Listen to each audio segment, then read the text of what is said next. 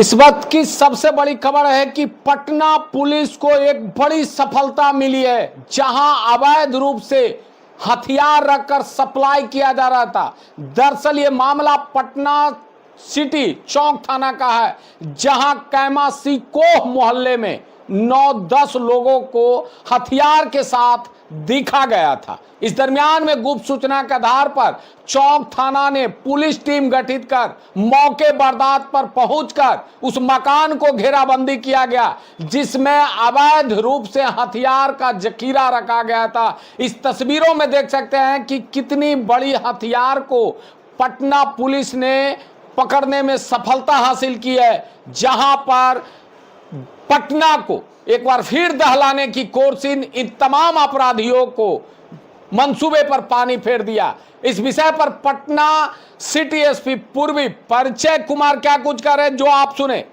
थाना से जैसा कि आपको पता है कि दशहरा का समय है और हम एक एक पंडाल वगैरह का घूम घूम के सत्यापन कर रहे हैं। इसी क्रम में जब कल शाम को चौक एसएचओ गश्ती में थे तो उन्हें सूचना प्राप्त हुई कि कैमा शिको के पास लगभग 9-10 व्यक्ति हथियार लेकर घूम रहे हैं, हथियार का प्रदर्शन कर रहे हैं।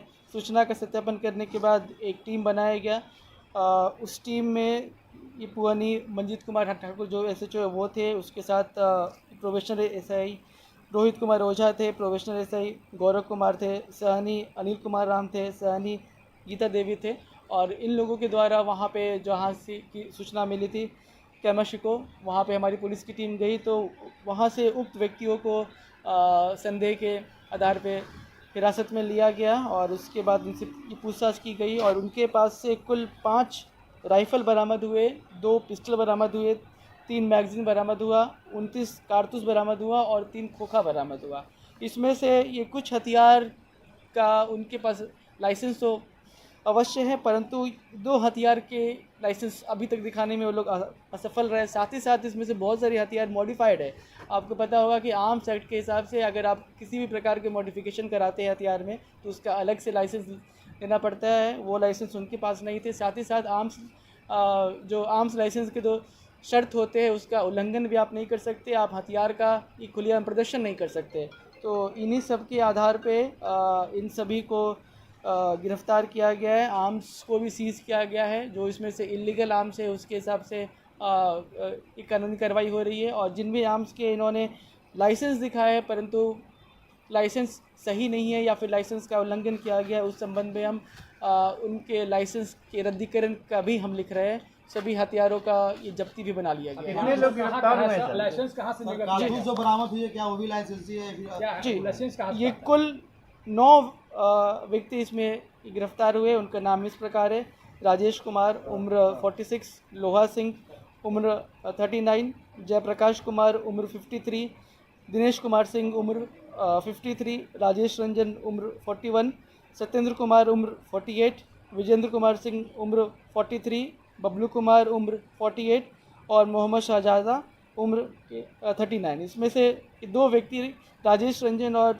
विजेंद्र कुमार अभी तक किसी भी प्रकार का आर्म्स लाइसेंस भी दिखाने में असफल रहे। क्या बैकग्राउंड है सर इन लोगों का?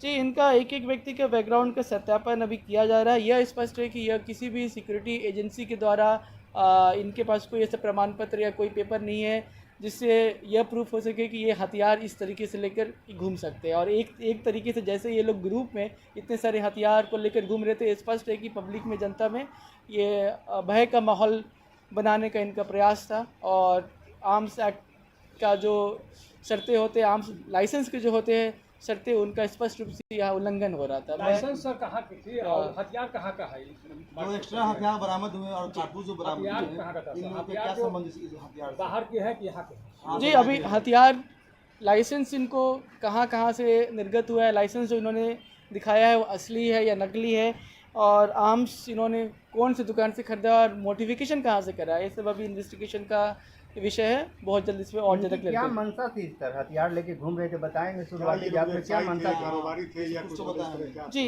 इन लोगों का यही क्लिप।